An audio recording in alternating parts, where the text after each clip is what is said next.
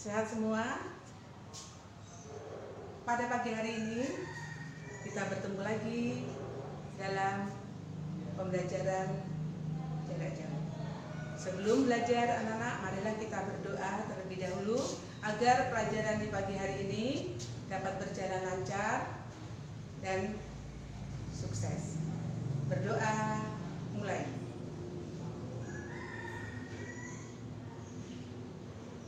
Doa selesai. Baiklah anak-anak sekalian, pada pagi hari ini Ibu akan mengajarkan pada kalian yaitu pengertian dan fungsi ide pokok. Nah, kalian bisa membuka buku kalian yang sudah ada, yang sudah diberikan oleh orang tua kalian, yaitu buku penunjang di halaman 43. Atau kalian bisa membuka buku kalian ini yang mungkin kalian sudah pinjam di perpustakaan atau kalian punya sendiri. Kalian bisa buka bukumu halaman 69 ya. Atau kalian sudah membeli buku ini, buku MRT ya. Dan kalian bisa membukanya di situ di halaman 43.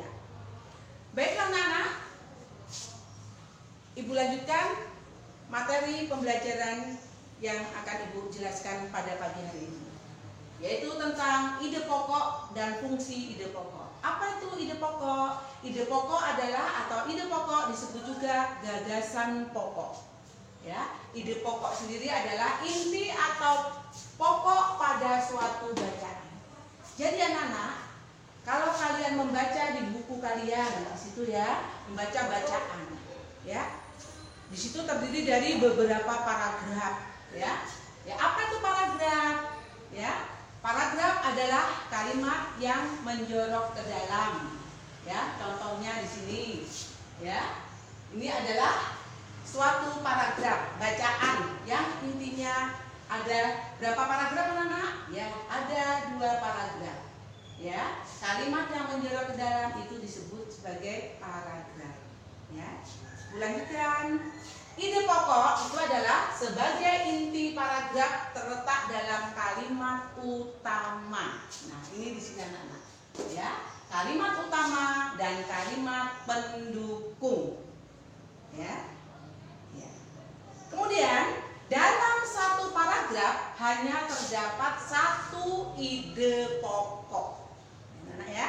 Ya, contohnya di sini, ya. Ibu bacakan dulu kalimat utama dan kalimat pendukung, yaitu jagung memberikan banyak manfaat bagi kita, bagi kehidupan kita. Jika dijual, jagung memiliki nilai jual yang cukup menjanjikan. Saat ini banyak olahan dari jagung yang diolah secara kreatif menjadi berbagai macam makanan. Misalnya bakwan jagung, bubur jagung, jagung bakar, nasi jagung, atau jagung rebus dan lain-lain. Nah, ini anak-anak sekalian, ini merupakan satu paragraf, ya, satu paragraf. Mana kalimat utamanya? Kalimat utamanya ini anak-anak, jagung memberikan banyak manfaat bagi kehidupan kita. Itu kalimat utama dalam satu paragraf. Begitu juga ini, ya. Yaitu mana paragraf yang ini? Nanti Ibu lanjutkan. Nah, sekarang kalimat utamanya yang ada pada paragraf yang pertama. Ya. Nah, jagung memberikan banyak manfaat bagi kehidupan kita itu merupakan kalimat utama. Nah, kalian bisa mencari ya kalimat pendukungnya, ini semua anak kalimat pendukungnya, ya. Kalimat pendukungnya yang ada di bawah kalimat utama yang disebut paragraf pertama. Sama, paragraf pertama disebut juga dengan kalimat utama, ya anak-anak ya. Ibu lanjutkan. Jadi kalimat utama dan kalimat pendukung itu menyatu menjadi satu. Nah, sekarang kita tinggal mencari mana ide pokoknya, ya. Dalam kalimat utama dan kalimat pendukung ini mana ide pokoknya. Nah, sama anak, kalau kalimat utama ditulis ya semua sampai titik, ya, tidak putus atau tidak ada satupun yang tertinggal, ya. Itu kalimat utama, ya. Tetapi kalau kalian mencari ide pokok, mana ide pokoknya? Nah, ide pokoknya hanya memangkas atau mengurangi bacaan kalimat utamanya, yaitu jagung banyak manfaatnya. Itu saja anak-anak, ya, kalimat atau ide pokoknya. Jagung memberi banyak manfaat, ya. Tahu jagung banyak manfaatnya. Ya. Atau manfaat jagung bagi tubuh kita. Bisa, ya. Jadi itu anak-anak kalimat utama dan kalimat pendukung serta ide pokok yang harus kita cari pada isi suatu bacaan. Nah, kemudian dilanjutkan dalam fungsi ide pokok, yaitu sebelum Ibu berlanjut ke fungsi ide pokok yang kedua lagi, ya, bacaan yang kedua, ya, Ibu bacakan di sini. Bagi masyarakat yang tinggal di pedesaan, bonggol jagung dapat dimanfaatkan sebagai orang dengan cara dikeringkan terlebih dahulu. Daunnya dimanfaatkan sebagai pakan ternak dan bahan pembuat pupuk kompos. Bungkus atau klobot jagung, anak-anak, daun jagung, ya, klobot itu daun jagung. Dan batang jagung digunakan untuk pakan ternak yang jika dikeringkan dapat digunakan sebagai kayu bakar di dapur, ya. Inilah alasan-alasan petani menanam tanaman jagung, ya, anak-anak, ya. Ya. Ini sama juga, ya.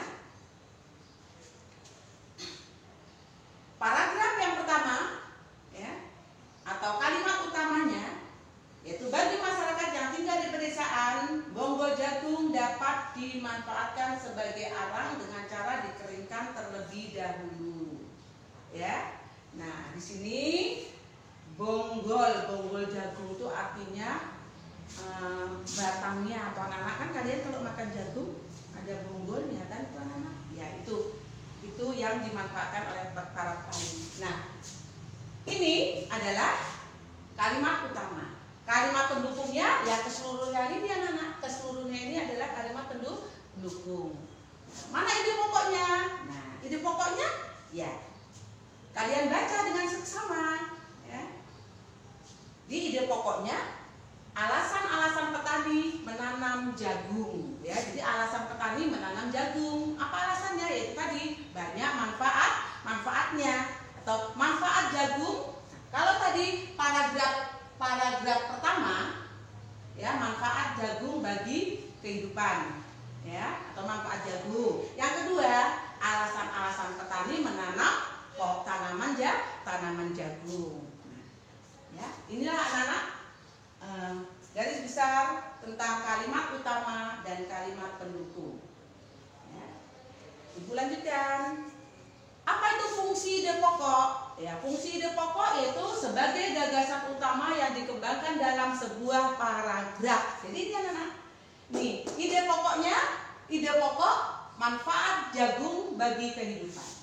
Ya, manfaat jagung. Ya, ini sudah anak-anak. Ini apanya anak-anak? Paragrafnya, satu paragraf, ya, terdiri dari satu pokok bahasan atau satu inti atau satu ide pokok bahasan, ya. Yang kedua, memudahkan kalian dan memahami bacaan yang ada. Jadi kalian membaca dulu dengan cara membaca, ya anak-anak, ya. Bagaimana cara mencari ide pokok dalam satu bacaan? Ya, kalian baca keseluruhannya, ya. Kalian baca keseluruhannya. Kemudian catat hal-hal yang penting dalam suatu bacaan. Jadi kalian harus membaca dengan teliti, ya. Kalau di kelas dengan bu guru atau dengan bapak guru, kalian suruh baca dulu bacaan yang ada di buku halaman berapa yang akan dipelajari. Nah, setelah kalian membaca nanti tentu kalian mencari hal-hal yang penting atau pokok-pokok bahasan yang penting, ya. Yang ketiga, carilah pikiran pokok, ya, atau ide-ide pokok tadi anak-anak, ya. Jadi kalian dapat membaca dengan seksama, mencari ide pokok, mencatat atau yang namanya meringkas bacaan. Jadi biar memudahkan kalian untuk membaca dalam suatu paragraf, ya Nana ya. Kalau paragrafnya ada 7, ya. Kalau diringkas atau dicari ide pokok, ya, atau gagasan pokok itu tinggal sedikit anak-anak, ya. Ya, tinggal kalau bacaan itu ada 2 lembar, mungkin kalau dicari ide pokoknya tinggal satu lembar aja, ya. Ya itulah anak-anak tadi, ya. Pengertian dan fungsi ide pokok serta kalimat utama dan kalimat pendukung dalam suatu bacaan. Ya. Ya. Demikian anak-anak penjelasan dari Ibu Guru, mudah-mudahan kalian dapat memahami, ya. Kalian dapat mencatat, ya, di buku kalian, ya, untuk dapat kalian pelajari di rumah. Ya, selain kalian membaca buku yang sudah ada, yaitu buku pendukung, buku MRT yang sudah punya, mungkin di luar ada dijual, dan buku yang lainnya. Ya, demikian anak-anak, Ibu akhiri. Wassalamualaikum warahmatullahi wabarakatuh.